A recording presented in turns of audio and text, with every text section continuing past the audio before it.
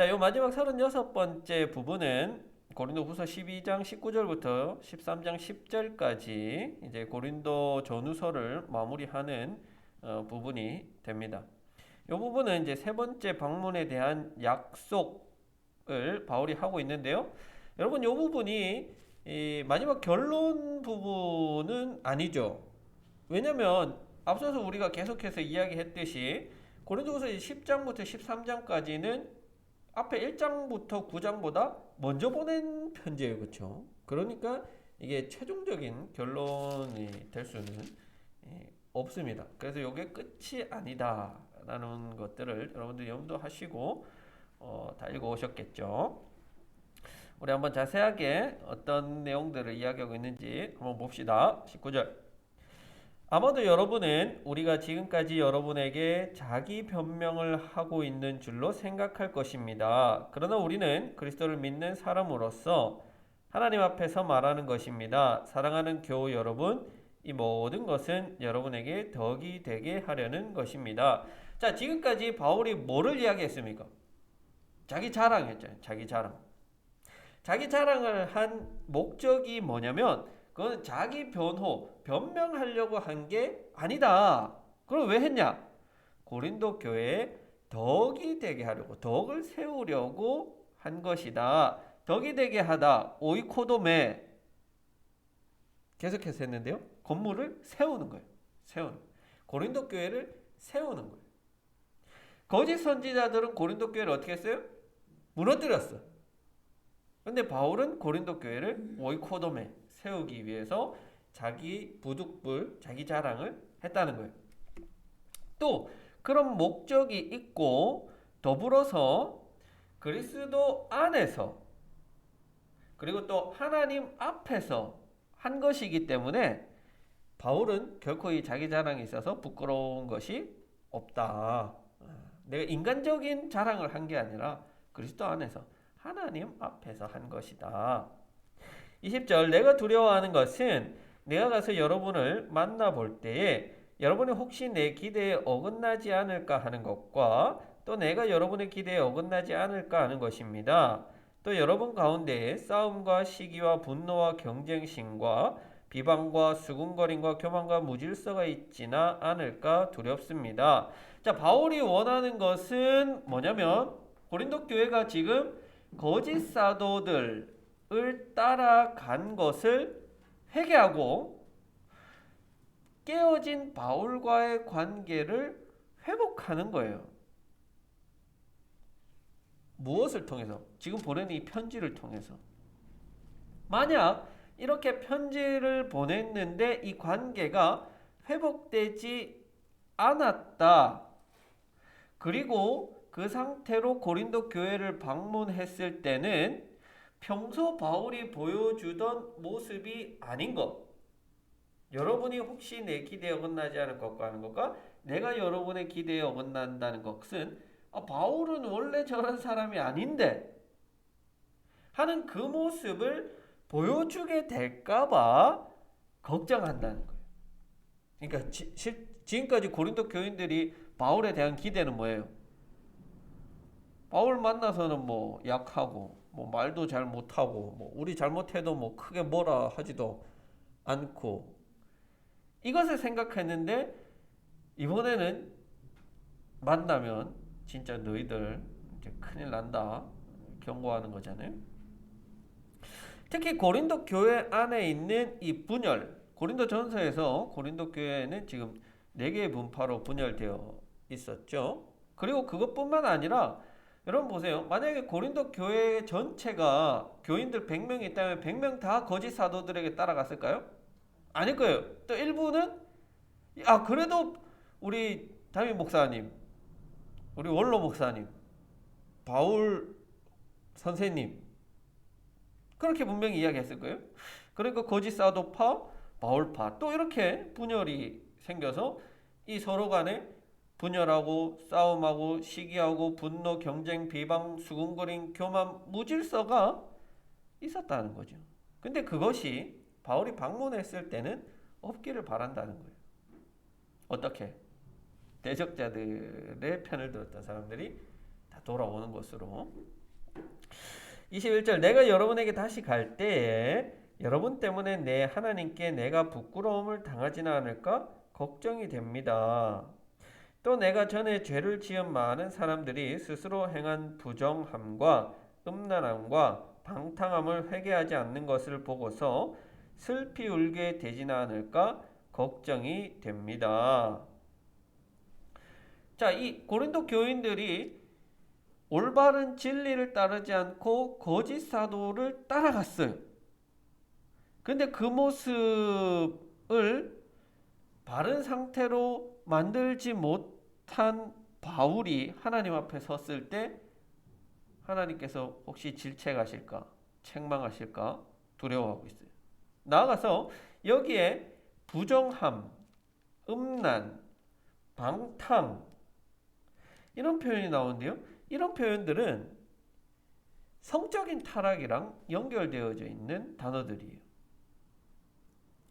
이것은 아마도 고린도 교회가 고린도 전서 앞부분에서도 나왔듯이 실제적으로 성적으로 타락해 있는 상태일 수도 있어요. 그런데 조금 뭐랄까요, 상징적으로 해석을 하면 왜 성경에서는 일반적으로 우리를 신부로 표현하고 그 신부가 하나님 아닌 다른 우상에게 가는 것을 이 성적인 타락으로 표현을 하잖아요. 그 대표적인 게 호세아서죠. 그것처럼 지금 바울이라는 신랑을 떠나서 거짓 사도에게 몰려간 이 행위를 어떤 이 성적인 타락, 그러니까 우리말로 표현하면 바람핀 거죠. 바람핀 것으로 표현하고 있지 않는가라고 해석해 볼 수 있을 것 같습니다. 이런 모습을 바울은 다시 보기를 원치 않는다라고 말하고 있습니다. 13장 1절 나는 지금 세 번째로 여러분을 방문하려고 합니다. 모든 소송 사건은 두세 증인의 말을 근거로 하여 결정지어야 합니다. 자, 바울이 세 번째로 방문하고자 하는 것은 우리 앞에서도 이야기했죠. 첫 번째는 이제 교회를 세울 때, 두 번째는 아픈 고통스러운 방문이 있었던 거죠. 그 이후로 이제 세 번째로 방문하려고 합니다. 그런데 이 이상한 말들이 나와요. 모든 소송 사건은 두세 증인의 말을 근거로 하여 결정지어야 합니다. 각주에 신명기 19장 15절 이렇게 나오죠. 자, 바울이 고린도 교회를 지금 세 번째 방문하려고 하고 있어요. 근데 이렇게 세 번째 가서 무엇을 하고자 하느냐가 중요한 거예요. 뭐를 하려고 하는 것 같아요? 소송 사건을 한다는 거는 재판을 하겠다는 거예요. 재판을 열겠다는 거예요. 자, 그 재판을 통해서 대적자들과 회개하지 않는 자들을 정죄할 겁니다. 그때 피고는 자신을 변호하기 위해서 두세 증인이 필요로 할 거라는 말이에요. 너희가 그렇게 나에 대해서 비방하고 잘못된 말들로 공격하고 했는데 그런 말들에 대해서 너희가 진실되게 재판에서 판결을 받으려면 두세 증인이 필요할 거야. 그러니까 잘 준비하라는 거죠. 지금 큰일 난 거예요. 2절 내가 두 번째로 여러분을 방문하였을 때에 전에 범죄한 사람들과 또 그 밖의 모든 사람들에게 이미 말한 바와 같이 지금 떨어져 있으면서도 다시 말하여 둡니다. 내가 이번에 다시 가면 그러한 사람들을 그냥 두지 않겠습니다. 자, 앞전에 방문했을 때에도 이 잘못하고 있는 사람들에게 회개할 것을 요구했어요. 고통스러운 방문 때. 그런데 그것이 고린도 교회의 모습에 나타나지 않았기 때문에 세 번째 방문할 때에는 그들을 실질적으로 징계하겠다는 거예요. 회개가 없으면. 이 심판의 대상은 바로 대적자들, 거짓사도 플러스 그들에게 동조하여서 죄를 회개하지 않는 이들에게 하는 말이죠. 자, 3절 상반절. 여러분은 그리스도께서 내 안에서 말씀하고 계시다는 증거를 구하고 있으니 말입니다. 자, 고린도 교인들은 바울에게 증거를 요구하고 있어요. 뭐에 대한 증거일까요? 사도직이죠. 사도직에 관한 증거를 요구하고 있는 거예요. 합법성. 네가 사도로서의 합법적인 증거가 뭐냐? 바울은 이렇게 사도의 외적인 증거를 보여달라는 이 고린도 교인들의 요구에 대해서 이렇게 말합니다. 여러분은 예수 그리스도께서 여러분 안에 계시다는 것을 알지 못합니까? 모른다면 여러분은 실격자입니다. 자, 바울은 이 고린도 교회의 요구에 대해서 무엇을 전했냐면 그리스도의 마음을 전했어요. 그리스도의 마음을 전해서 교회의 덕을 세우고자 하는 선지자의 역할을 감당했다. 이런 표현인데, 즉 다시 말하면 그리스도께서 보낸 사자는 외적인 말로 그 증거가 나타나는 게 아니라 그 말의 내용이 뭐냐? 그게 중요하다는 거예요. 그러면 바울이 고린도 교회에 전한 말의 내용은 뭐냐? 그리스도께서 내 안에 말씀하셨던 것을 내가 말했다, 전했다는 거예요. 이해되시죠? 그러니까 바울이 전한 이 메시지의 내용은 바울의 생각에서 나온 게 아니라 그리스도께서 주신 것, 그리스도께서 주신 계시를 말했다는 거예요. 그러니까 이 사람이 그리스도께서 말씀하신 것을 전하는 대사의 자격이 있다 이 말이에요.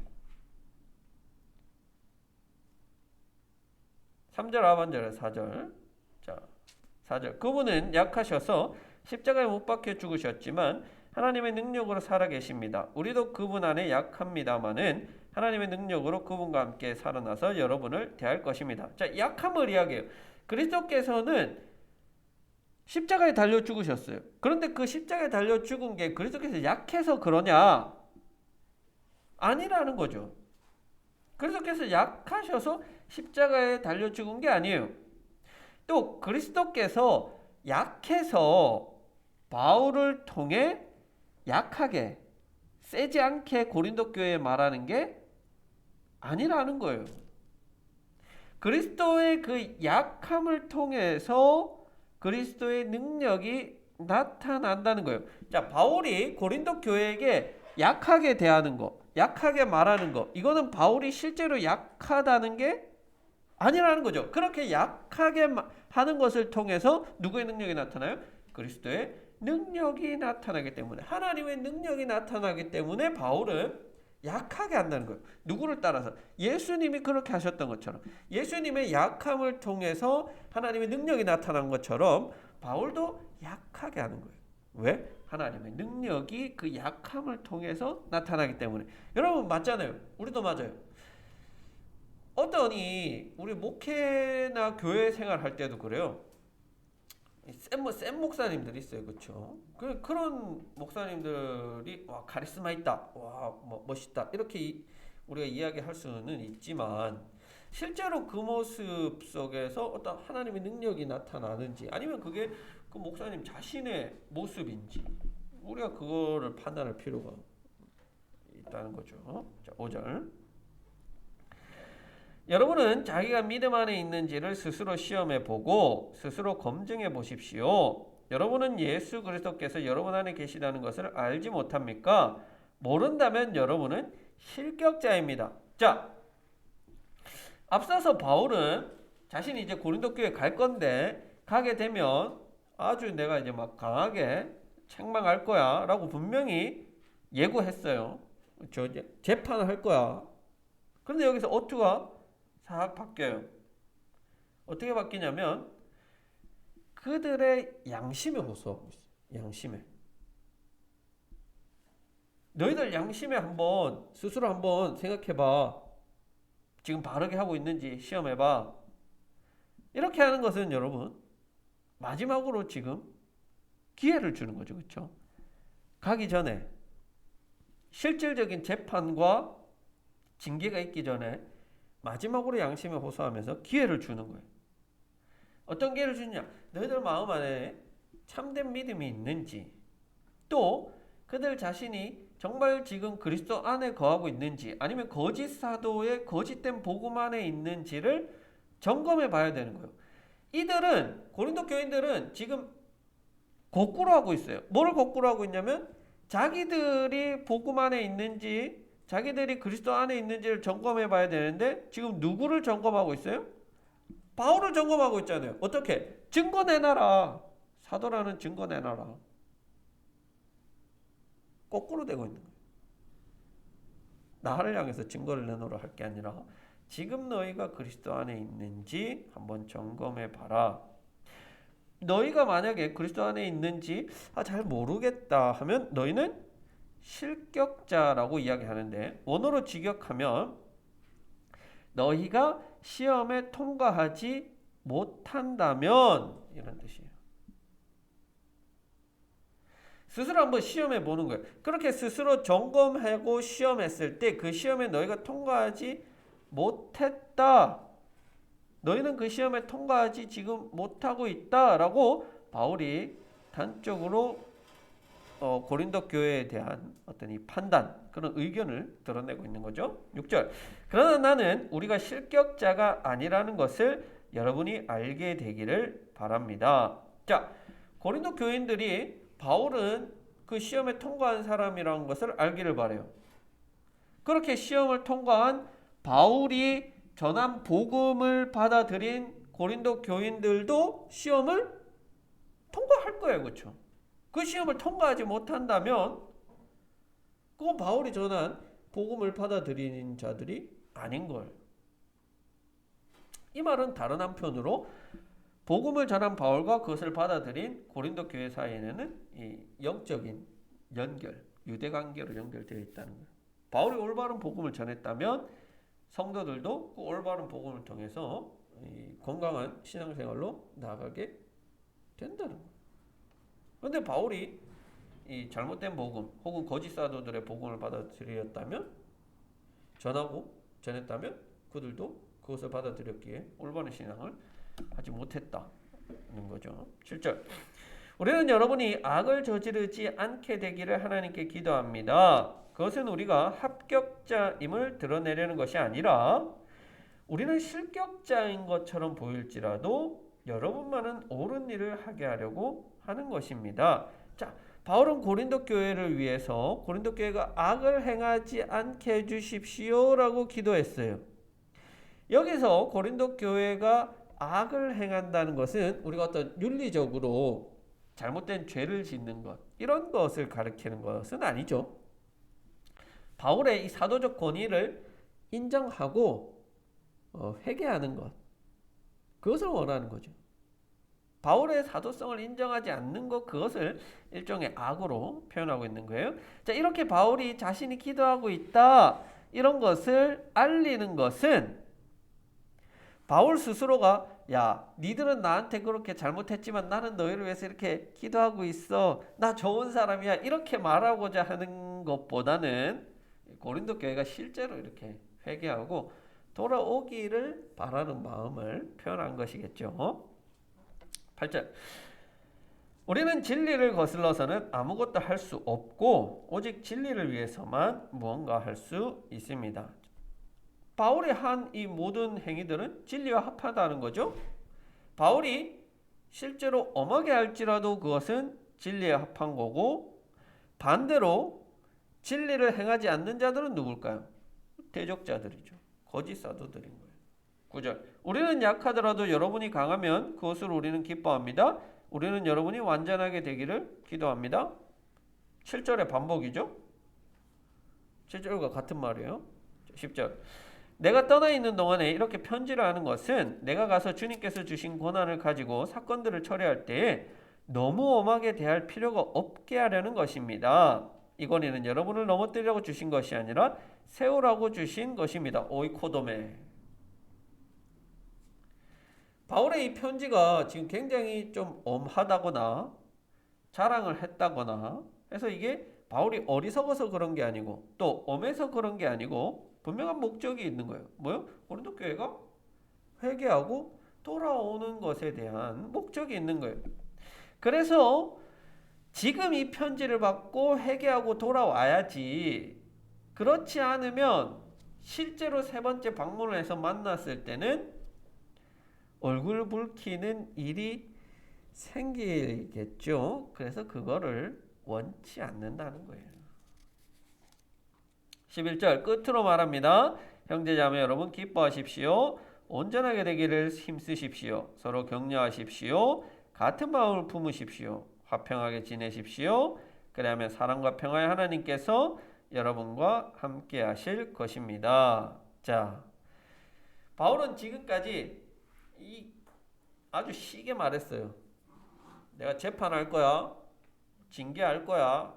그런데 이 편지를 최종적으로 마무리하면서는 그런 어조를 보이는 게 아니라 권면으로 끝을 내고 있어요. 5가지 권면. 첫 번째는 기뻐해라. 여러분 지금까지 이 편지를 이제 받았어요. 10장에서 13장까지 쓴 이 편지를 고린도 교회가 받아서 앞에서 낭독하고 들었어요. 이 편지를 받은 고린도 교회가 기쁠 수 있을까요? 아니죠. 기뻐할 수가 없어요. 지금 야 큰일 났다. 이 바울 선생님 지금 단단히 화났다. 기뻐할 수 없는 상태지만 그 바울도 그걸 알겠죠. 이 편지 받으면 기분이 상한다거나 뭐 그럴 수 있다는 걸 알지만 기뻐하라고 이야기해요. 왜냐? 9절에서 바울이 이야기해요. 우리는 약한데 너희가 강하면 기뻐. 바울이 고린도 교회를 위해서 약한데 기뻐하는 것처럼 너희도 그렇게 하라는 거예요. 고린도 교회가 지금의 이 태도만 딱 바꾸면 기뻐할 수 있는 거예요. 고린도 교회도 기쁘고 바울도 기뻐할 수 있는 거예요. 그러니까 이건 태도를 바꾸라는 말이죠. 온전하라. 지금 고린도 교회는 잘못된 길로 가고 있어요. 거짓 사도가 인도하는 길로 가고 있어요. 그래서 이들은 이 길에서 떠나서 다시 온전함, 바울이 제시한 그 온전한 복음의 길로 돌아와야 한다고 이야기하죠. 서로 격려하라. 교인들이 서로 격려함으로 또 서로 위로하기를 바라요. 그래서 서로 격려하고 위로해서 이 잘못된 길에서 좀 이렇게 함께 돌아오기를 바라는 마음을 표현한 거죠. 같은 마음을 품으라. 지금 고린도 교회가 분열하고 있어요. 분열 가운데 있어요. 바울파, 적대파, 그리고 또 아볼로파, 그리스도파. 분열을 겪고 있는 이 고린도 교회에 꼭 필요한 게 이 한 마음을 품는 거죠. 같은 마음을 품는 거예요. 사실 우리 교회는 이제 뭐 작아서 뭐 같은 마음을 품는데 어렵지는 않지만 이제 조금 교인이 많아지고 서로 이제 생각이 다른 교인들이 많아지면 이게 참 어려워요. 같은 마음 품는 게. 우리 교회는 끝까지 좀 같은 마음을 품는 교회 되길 바라요. 화평하라. 화평은 어떻게 오겠어요?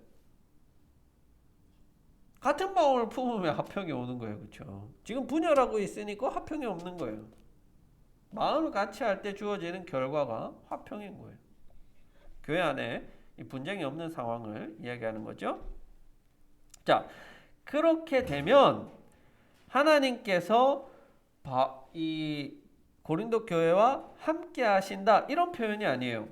그리하면 사랑과 평화 하나님께서 여러분과 함께 하실 것입니다. 그리하면 이렇게 화평하면 회개하면 온전하면 하나님과 함께 하신다는 게 아니라 그런 하나님이 함께 하시는 사람들이 드러나는 외적인 표지가 이거라는 거예요. 격려하고 같은 마음 품고 또 뭐예요? 온전하게 되고 서로 한 마음이 되고 이해되시죠? 인간이 어떤 한다기보다는 그런 사랑과 평화의 하나님이 함께 하실 때 이런 외적인 표지가 나타난다는 것은 분명한 거죠. 12절 거룩한 입맞춤으로 서로 인사하십시오. 모든 성도가 여러분에게 문안합니다. 자, 입맞추는 것은 뭐 실제로 이렇게 오늘날에 우리 뭐 키스, 뭐 뽀뽀 이런 거보다는 그 유럽권에 가면은 이렇게 볼 볼키스라고 하나요? 볼터치라고 하나요? 그런 그런 뭐라고? 비주? 예, 비주랍니다. 그런 어떤 이 하나의 그 당대의 문화예요. 로마 문화예요. 그렇기도 한데 고린도 교회에서 행하던 일종의 성도 간의 인사 방법이라고도 할 수 있습니다. 우리 교회도 이런 거 하나 있으면 좋겠어요. 이렇게 좀 인사 방법, 이렇게 좀 서로 이렇게 친밀함, 교제를 나타낼 수 있는. 교회들만 요즘 교회들은 이제 코로나 때문에 사실 악수도 뭐 제대로 못 하고 그런데 이런 우리가 살과 살이 만나서 이렇게 서로의 온기를 좀 나누는 이런 교제도 사실은 필요하거든요. 또 우리나라는 또 이런 남녀 유별 이게 막 또 너무 철저해가지고 또 담임 목사님이 그 여자 성도님들은 악수도 안 하잖아요, 그렇죠? 이게 과연 참 옳은 것인가? 저는 이렇게 좀 의문이 듭니다. 서로를 그런 성적인 대상으로 바라보기 때문에 뭐 그렇게 하는 게 아닌가? 그게 아니면은 하나님 안에서 우리 형제 자매들이 왜 그런 뭐 교제를 뭐 못합니까? 참 안타까워요. 자, 지금 바울과 함께 있는 성도들이 이제 또 문안한다라고 이렇게 표현하는데 이 교인들이 누군지는 정확히는 뭐 알 수 없죠. 나타나지 않기 때문에 정확히 알 수는 없지만 중요한 거는 지금 바울이 쓰는 이 편지를 바울이 단독으로 쓰고 있는 게 아니라 어떤 이 교회 공동체가 함께 보내는 거라는 거예요. 그래서 이건 사적인 편지가 아니라 공적인 편지의 역할을 한다는 거예요. 그렇죠? 바울이 썼지만 어떤 한 교회 성도들과 공동체가 함께 쓴, 그러니까 교회가 교회에 보내는 어떤 이 공적인 문서의 역할을 한다라는 것을 보여주고 있는 것이기도 하죠. 자, 마지막 13절. 주 예수 그리스도의 은혜와 하나님의 사랑과 성령의 사귐이 여러분 모두와 함께하기를 빕니다. 우리가 일반적으로 하는 축도문이죠. 우리가 일반 교회에서는 이 축도문이 두 가지가 있습니다. 고린도후서 13장 13절과 모세가 이스라엘 백성을 축복했을 때 하는 우리 찬양하잖아요. 하나님의 약속에 나오는 여호와는 너에게 복을 주시기를 원하며. 그 두 가지가 공식적으로 할 수 있는 축도문입니다. 그 가운데 이 고린도후서 13장 13절은 삼위일체 하나님이 가장 잘 드러나는 본문이라고 할 수가 있습니다. 첫 번째로 주 예수 그리스도의 은혜라는 거는 바울이 굉장히 즐겨 사용하는 문구잖아요. 그렇죠? 예수님의 은혜, 그리스도의 은혜. 십자가에 달리셔서 모든 이들에게 구원을 주시는 가장 근원적인 이 은혜가 바로 이 예수 그리스도의 십자가에서 베푸신 은혜라는 거죠. 두 번째가 하나님의 사랑. 하나님의 사랑이라는 것은 자기에게 반역하고 자기를 싫어해서 자기를 떠난 이들을 구원하시고자 자기의 독생자까지도 아끼시지 아니한 그 하나님의 뭐랄까요, 한이 없는 그 사랑, 지고한 사랑. 감히 우리 인간은 할 수 없는 그렇잖아요. 나를 싫어하는 놈을 내가 사랑하는 거는 인간이 하는 건 괜히 쉽지 않은 거예요. 그렇지만 하나님은 그렇게 하셨죠. 성령의 교통하심은 코이노니아예요. 뭐요? 교제잖아요, 교제. 성령님께서 허물 없이 성도와 교제하시고 인도하시는 것을 가리키는 거예요. 여기서 교제한다는 것은 사랑의 설득이죠. 하나님께서 하시는 방법은 강압적인 게 아니에요. 사랑으로 항상 설득하세요. 성령님께서 우리를 인도하시는 방법은 그거예요. 그렇게 말씀하시잖아요. 여러분 하나님이 우리를 막 강압적으로 그렇게 막 마음을 막 갑자기 막 바꾸시고 뭐 그렇게 하는 건 하나님 방법 아니잖아요. 그렇게 할 거면은 우리를 그냥 인형으로 만들어 놓지 왜 우리에게 자유의지를 주셨겠어요? 그것을 하나님 인정하시기 때문에 그 자유의지를 가진 우리에게 설득하시는 거예요. 사랑의 설득으로. 그래서 그 사랑의 설득으로 우리를 하나님의 그 뜻, 그 하나님께서 원하시는 방향으로 이끌어 가시는 거예요. 그런데 우리는 대부분 그 하나님의 사랑의 설득을 듣지도 못하고 들어도 안 할게요. 이렇게 대답을 하는 게 문제죠. 그래서 이게 중요해요. 듣기 위해서 노력하는 거, 그리고 그 들은 것을 실천하는 거. 이게 성령님의 교통하심을 따라 사는 사람들의 삶이라고 할 수 있겠습니다. 이렇게 우리 고린도후서 13장까지 마무리가 되고요. 오늘 우리 함께 나눈 본문에 대해서 세 가지를 한번 이야기해 보고자 합니다. 먼저 첫 번째는 교회의 덕을 세우는 거. 여러분 우리 각자가 이제 하나님 앞에 신앙생활 하지만 이 신앙생활이라는 건 결코 개인적으로 할 수 있는 게 아니에요. 사실 안타까운 게 이 코로나 때문에 우리가 유튜브로 집에서 이렇게 뭐 개인적으로 예배 드리고 뭐 이렇게 하는 것이 또 앞으로 그렇게 갈 수밖에 없다. 많은 전문가들이 이렇게 이야기하지만 사실 그거는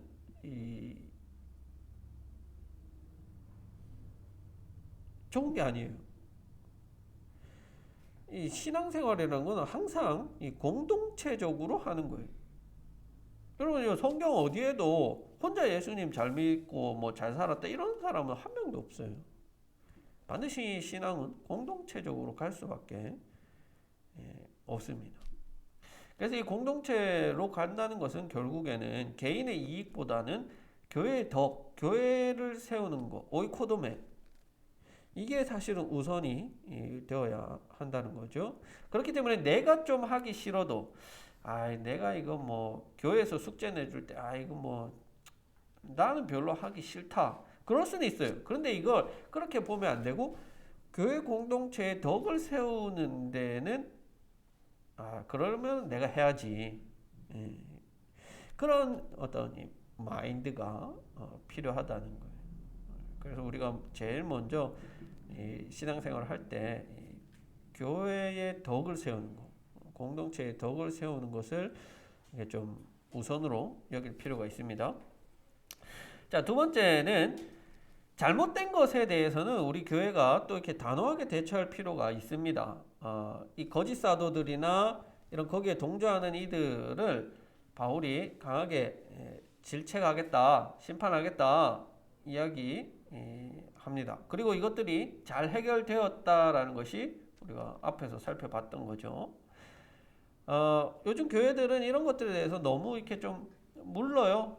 그렇죠? 뭐 교인 한 명이 떨어져 나가는 게 뭐 아까워서 그럴 수도 있겠고요. 뭐 그게 교회의 덕을 세우는 것이라고 생각해서 그럴 수도 있겠지만 사실 교회의 덕을 세우는 것은 단순히 사랑만으로 되는 게 아니에요. 여러분 하나님도 마찬가지잖아요. 하나님도 사랑만 있는 게 아니라 동시에 정의의 하나님이시기도 하다는 거예요. 사랑은 정의가 없이는 결코 이 홀로 설 수가 없다는 것을 우리가 기억할 때 여러분들 잘하십시오. 조심하셔야 돼요. 심판받습니다. 예. 자, 마지막으로는 거룩한 입맞춤으로 서로 문안인사 했던 이 초대교회 전통처럼 우리 북상초대교회도 이렇게 서로 문안인사하고 이렇게 인사하는 이런 분위기가 있어야 돼요. 특히 지금처럼 이런 작은 교회일 때는 더 우리가 좀 가족이지만 가족 같은 그런 분위기가 있어야 되는 거예요. 서로 우리가 좀 복을 빌어주고 서로 격려해주고 서로 문안 인사하고 이런 것들이 우리의 삶 가운데 또 우리 교회 공동체 안에서는 필요하다라고 말씀을 드릴 수 있겠습니다.